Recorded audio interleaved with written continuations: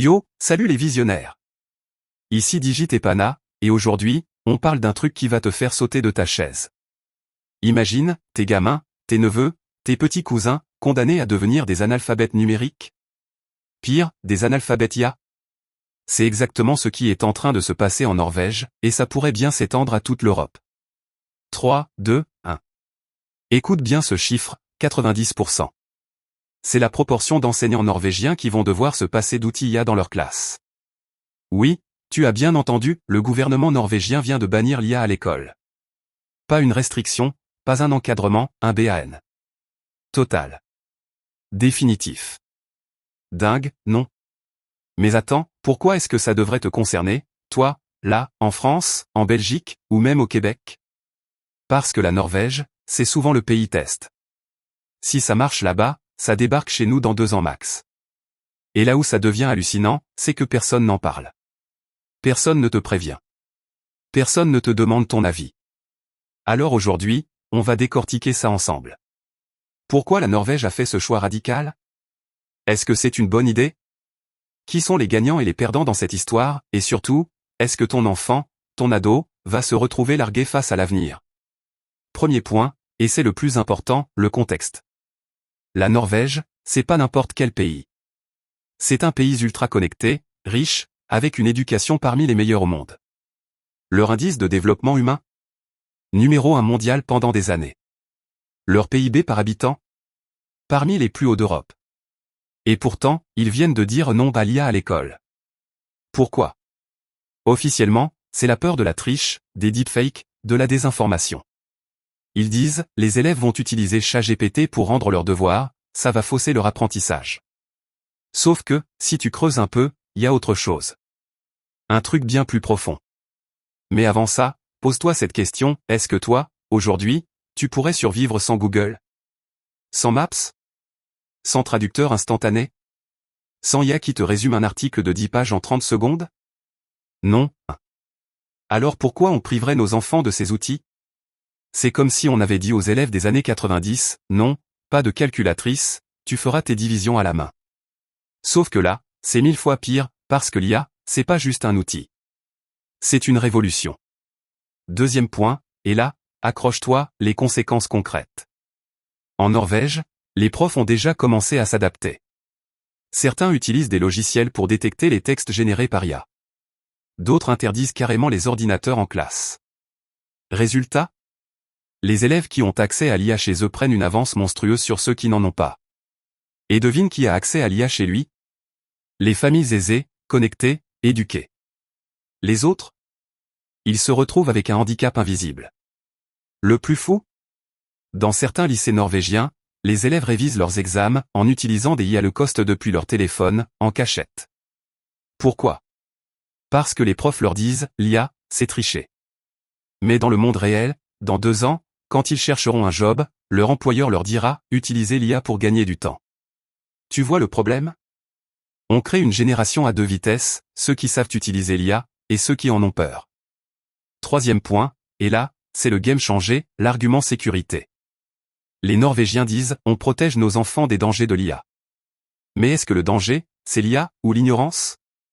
Est-ce que tu préfères que ton enfant apprenne à utiliser l'IA de manière critique, éthique, ou qu'il débarque dans le monde du travail en 2027 sans savoir se servir d'un outil devenu aussi basique que l'email?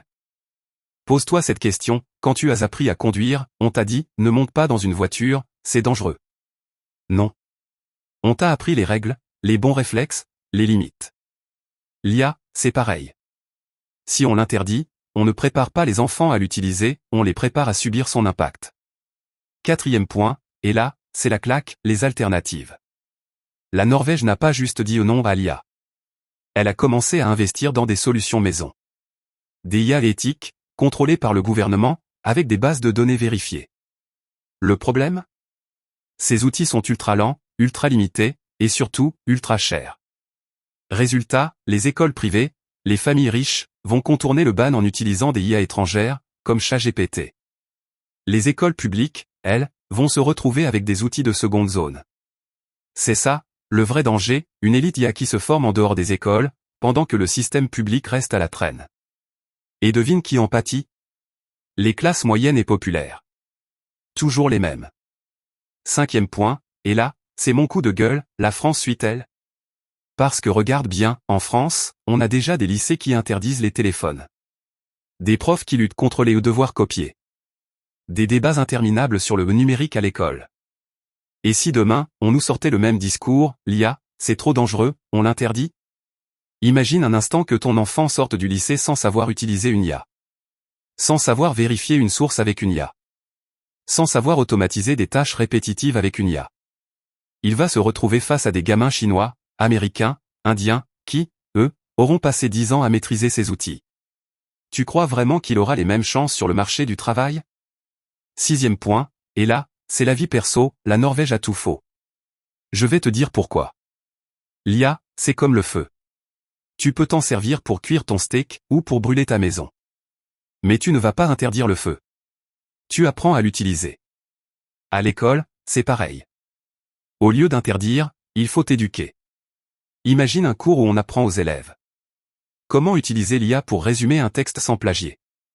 Comment vérifier les infos données par une IA?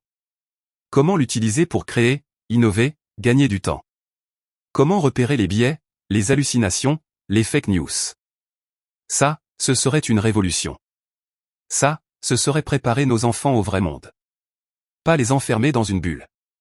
Dernier point, et là, c'est le plus important, et toi, tu fais quoi? Parce qu'aujourd'hui, la décision est entre les mains des politiques. Mais demain, elle sera entre tes mains.